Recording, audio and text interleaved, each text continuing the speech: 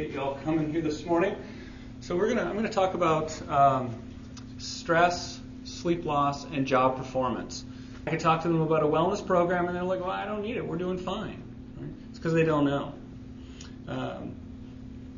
And we talked about sleeping pills. Not a great option, although your employees might like it if they could get them out of the vending machine. So what do we know? We know that your employees think that their job is one of the most stressful things in their life. Right? We know that the number one reported in medical oral history and medical intake is job is the number one stressor. Right? So I hear this all the time in my office. Talk to people come in. What's the first thing that they talk about? It's like, I got a sore neck, it's work. I got a sore back, it's work. And I just generally don't feel very good. It's kind of feel fatigue. It's my job. Absolutely across the board. So your employees, whether they're right or wrong, think work is the number one reason. So here's just a little look at the cycle. Think of it as kind of a roulette wheel. You just spin it, drop in the ball, wherever it lands, that's good enough to call a start. It can start anywhere. But once it gets started, it just feeds on itself. Around and around it goes. So number one reason for people to say they have stress in their life is work. Number two reason is home life. Right? Number one reason home life is stressful is work. So work really occupies the number one and number two place for sources of stress. So your employees will say that 70% of them will say, yep, I think my employer should have some kind of program about wellness. They should have some kind of program for me. They should offer some kind of education, whether it's an in-house program or it's just education. Your employees think you should do it. And they say, here at the bottom, if they do, and we participate in it, it works. Right? So your employees are saying, we want it, and if it's there, mostly we'll use it, and we have a high degree of successful outcomes with it. So that's good to know. From an employer side, what do we know? We know that if the employers do it, you can see these kinds of return on your investment. So those are some pretty significant numbers. I mean, if I came to you and said, I can lower your health insurance costs by 25%. I can lower your comp costs by 25%. You might listen. Depending on what that number is, you might say that's worth doing. Here we might see a better motivation for doing it. Right? You're going to get more out of your employees. Right? You're going to get about 20% return on your investment from your employees. Your company itself becomes more valuable. That's just an equation of efficiency. You're getting more done faster. You have more value. But this is the big one. Right? If I were to say to you, give me $25 and I'll give you $100 back. Is there anybody here that would not want to take that deal this morning? Right? So this is what we know about wellness programs. For every dollar you invest, you get about $4.50 back on return. Absolutely. Why wouldn't we do it? Main reason is because employers don't know. They don't know they have the problem. And so why would they want a solution? They just think you're trying to sell them something to get more money out of their pocket. They think I'm trying to sell them something to get more money out of their pocket. That's not true. Absolutely, we see across the board, study after study showing that you do get a return on your investment. So we know that they work. Some of the things that they do for you, and I think you'd all agree, these would be good outcomes. I'd like to see more of this happening in your own life and in your business life.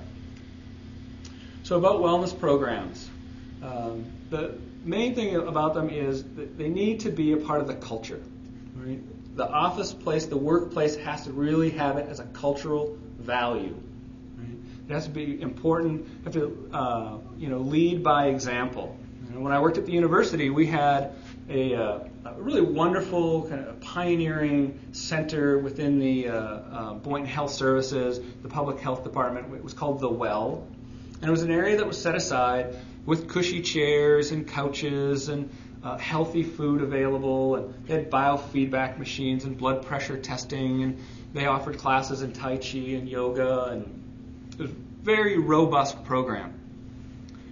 It was fairly well utilized by students, but in my 8 years there, I don't think I ever saw the head of Boynton in the well, the director of physicians, the head of public health, my supervisor. I don't think I ever saw those people using the well.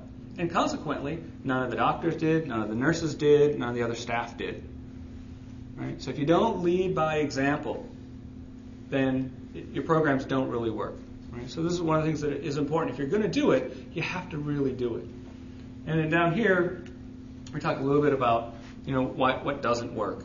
And that's when somebody just, they just kind of throw something out there. It's like, oh, we should do this wellness thing. Let's have a wellness fair.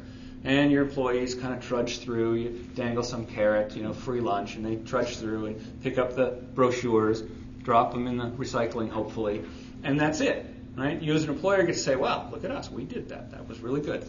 But there's no real measurable value that comes out of that. Right? So my encouragement is, don't do that. What I would encourage you to do is, first and foremost, if this is of any interest to you, get educated about it. Take the time to learn about this, find out about how this phenomena affects your business specifically. Right? Then, once you have a good sense of that, and it feels real to you, because if it feels real, you'll do something about it. Then take that into the workplace, form a committee, form a council, educate those people, get some enthusiasm and some motivation, get some information about your business. How's it really happening in your business? Do a survey with your employees. What are their sleep habits? You might be alarmed when you find out what the truth of it is. Right? Do some productivity surveys before, so you have something to measure it against afterwards. So often that's not done. People do it and they're like, oh, we don't know, did it work? I can't tell. We got nothing to compare it against. So take the time. Right? So a bit of a lead-in to do it, but it's worth the investment. It's what we know. So if you take the time, it's worth it. So here's some resources. These resources are all listed in your slide packet. You can find out more about sleep loss and its impact on health and its prevalence. And these resources, these first two here, they have a number of free resources that you as an employer can download. They have flyers, they have newsletters, they've got posters, things that you can do to bring in, to start creating bring it into the culture, providing the education, educate your employees about it, bring it into the group psyche, that this becomes something that's on your mind. And these are things that you can do easily, very low cost. And then a company like Circadian, they come in and they can do the whole thing for you if you want. They can do all the surveys and all the audits and collect all that information and put together exactly what is going on with your employees regarding their wellness and how that's affecting your bottom line, and make some suggestions on wellness programs that you could do. They don't do so much of that end, but they will give you all the motivation you need to follow through with some kind of program. And then, of course, at Bhakti Wellness, that's part of what we do, and it's something we can offer, is the fulfillment side. Circadian does the what do you need, and then Bhakti is one of the companies that you might call to say, we want you to help us with this part of our corporate wellness program. So I highly recommend and encourage you to get a good night's sleep tonight and every night. And I want to thank you for your time.